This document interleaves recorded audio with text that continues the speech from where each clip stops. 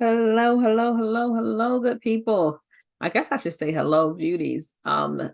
Welcome to Happy, Healthy, Whole with Sharia. I am the host, Sharia Farmer, and I am excited as always to have you join us. If you haven't already, like our or subscribe to our channel as well as like us below.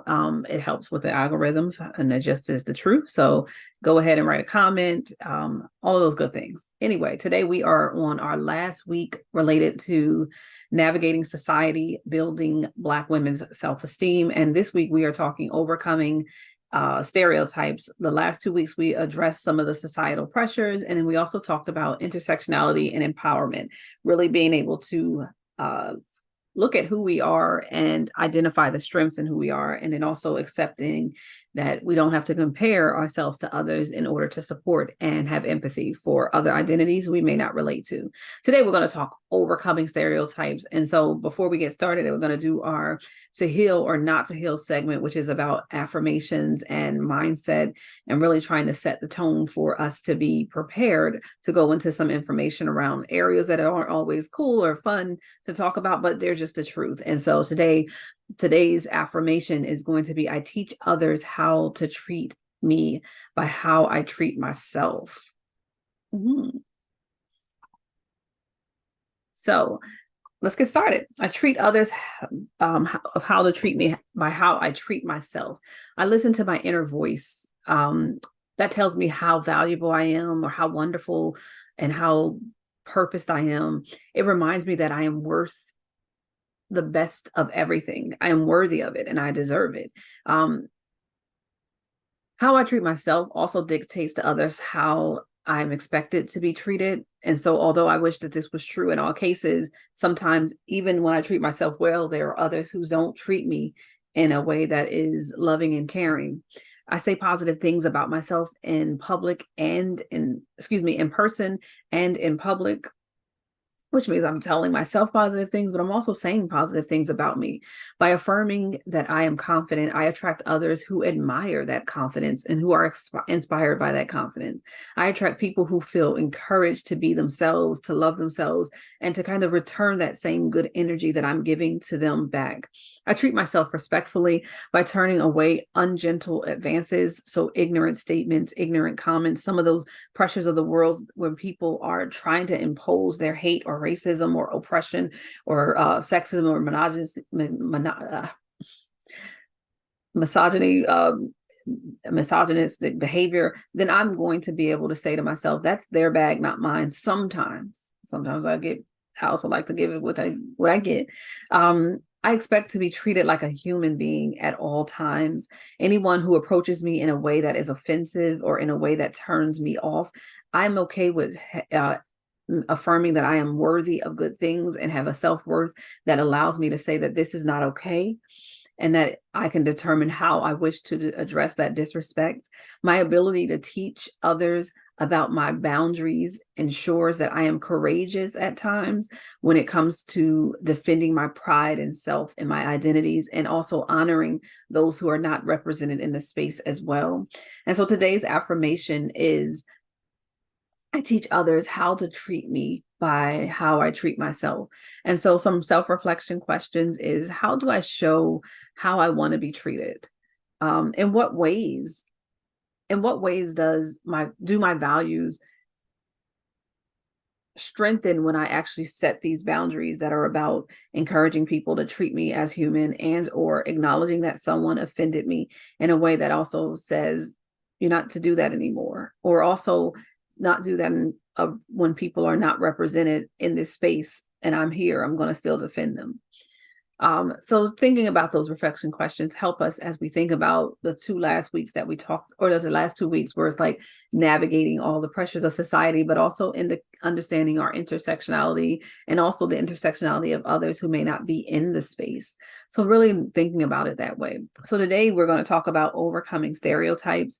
And so overcoming stereotypes and embracing your own narrative is a powerful process that involves challenging societal expectations, and defining your own story of who you are, what you represent, and giving your own language to that story in a way that says that the stereotypes do not define me, and that I have my own representation or identity even within those stereotypes that people may try to impose on me.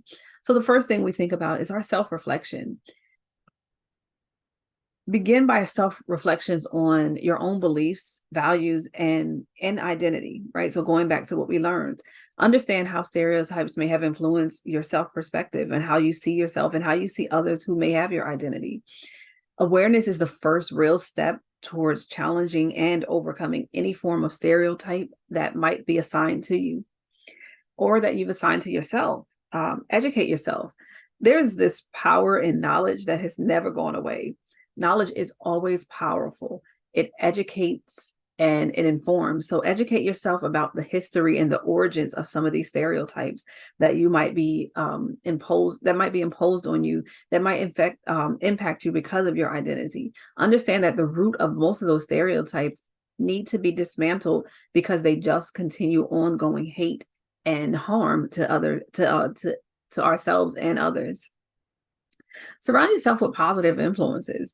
Build supportive networks. Collective care is always going to be an important part of how Black women navigate racism, stereotypes, oppressions based off of their identity, right? So be able to have that supportive network of friends, family, mentors, people that may be able to help you with the education and the history, and then authentically showing up as yourself and feeling accepted as yourself can be when you're in the right circles, and opportunities to heal from some of the stereotypes or discriminations that we feel. So think about it this way. When we surround ourselves with positive and loving people, it creates a counteraction to the stereotypes that are negative. Challenge stereotypes head on when you can. I don't always do this because sometimes I just don't feel like it, but don't be afraid to challenge stereotypes when you encounter them. Like, you may be the voice of the person who's not in the space or not in the room. Open up the conversation so that you can advocate and or educate, right? Depending on which one you're able to do in this space. And then make sure that they understand the harm of that stereotype and what they're perpetrating on others when they're doing so. Celebrate your achievements. As Black women, we have some of, if not the most, obviously, in this world, achievements related to areas of success and profession, but things like our beauty, our children, our families, our connection to our community, all of those things deserve a level of celebration. So focus on the accomplishments that are about your full identity, not just one area, and celebrate those successes. Recognize your strengths and your talents, the strengths and talents of those who share your identity, and the multifacets of your actual identities. Really try to embrace celebrating those achievements so that you can counter the negative impact of what people believe about you or the people within your group that you I have a shared identity with. Define your own narrative. Take back your story. And I don't know if I did a presentation on navigating your narrative through hip hop. And one of the things that I talked about is really understanding that the connection to music, the celebration of music, but also understanding that you get to redefine what the story says so that it fits who you are, but you also do it in a way that's culturally acceptable by your own beliefs, is about rebuilding and taking control of your story, right? For that example that I'm talking about, it was around trauma. It was around abuse from in-group individuals who made someone feel like they're less than. And we use music to create a song that would be able to create a new narrative of what they wanted for themselves around being able to live their fullest identity. So take control of your narrative and your story. You have a right to be the storyteller. No one else does. People may try to impose their stereotypes and their beliefs, but you have a right to the final say of your story. Cultivate self-confidence. We talked about that last series of that I did, which was to really build our self-confidence in ways that about how we think, exploring what we think, and then also just demonstrating care for ourselves through self-care and collective care. And then be unapologetically authentic in yourself. I am a real example of accepting who I am and understanding that people may have to navigate me, and that can make them uncomfortable, and that's okay. I am not going to be anybody but Sharia. How I show up, I'm going to be proud. I'm going to be Black. I'm going to be a woman. I'm going to be an advocate for those identities that are not in the space. That's who I'm going to be. And if that's not something that you can accept, then I'm not for you. But I will not change that in any way, because it also helps me to truly be who I am. And so owning that story, but then representing that story to the fullest, who you are is connected to your values, but demonstration of that values is how you show up every day. Enhance positive representation. Contribute to the space by bringing yourself in the room and then bringing someone else as well. Making sure that you're advocating for inclusivity that looks or feels like you, but maybe more than just your own diverse identity, right? So who else could be in that space that could influence or connect or make others in the space feel strong about their self-esteem, which also ultimately helps you with yours, right? So we think about that in media, we think about that in institutions, we think about that in the boardrooms, we think about that in any space that we may come into as Black women. And when we can, because sometimes we just want to pause and just get in the room ourselves. But when we can, we try to make sure that we are seeking opportunities to bring others in, along with connecting with mentors.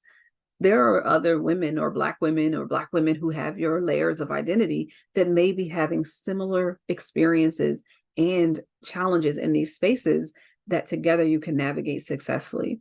They've also already navigated some things that may come up for you. So the guidance and the support can provide a level of valuable insight that can help you to create strategies that are personal to that experience and what you have to navigate.